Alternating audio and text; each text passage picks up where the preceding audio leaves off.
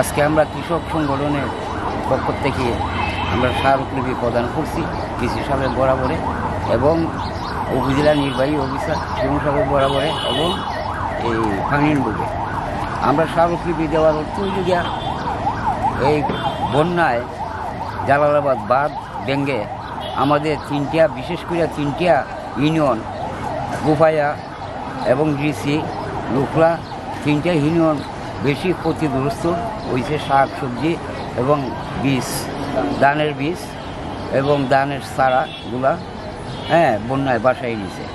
তখন আমরা বন্যার ক্ষতিগ্রস্ত কৃষকদের সরকারের কাছে দাবি জানাইছি, তালিকা দিছি। আমরা কৃষকের কোনো এখন পর্যন্ত কিচ্ছু আমরা পাই নাই।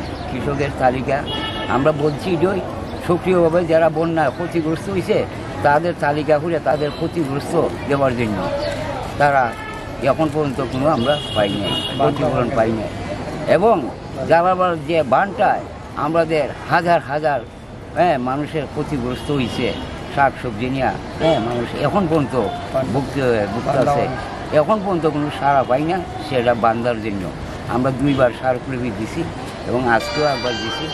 তখন আমরা যদি এই বাঁধটা না বাঁধা হয় তাহলে আমরা কৃষকরা এখন যে একটু বৃষ্টি হইলই হয় একবার বন্যায় প্লাবিত হইব, আমরা কৃষকের আর বাঁচার কোনো পথ নাই।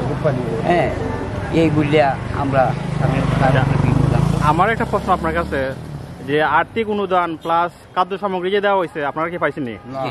না, আমরা পাই নাই। এবং আমরা তালিকা দিছি, কিছু কিছু কৃষকের তালিকা দিছি এবং এই তালিকা মোতাবেক কোনো কৃষকের আমরা সাড়া দেয় নাই বলে আমি পাইছি বুঝলে। আর আমরা বলছি ডিসি সাহেবের বরাবরও বলছি এবং পিয়ন সাহেবের বরাবরও বলছি, এই কৃষি অফিসারের বরাবরও বলছি তালিকা করার জন্য কৃষকের। তখন পর্যন্ত তারা আমরা কোনো তালিকা করে নাই। আচ্ছা, হবিগঞ্জের পক্ষ থেকে আপনাকে ধন্যবাদ, আপনাদেরকেও ধন্যবাদ।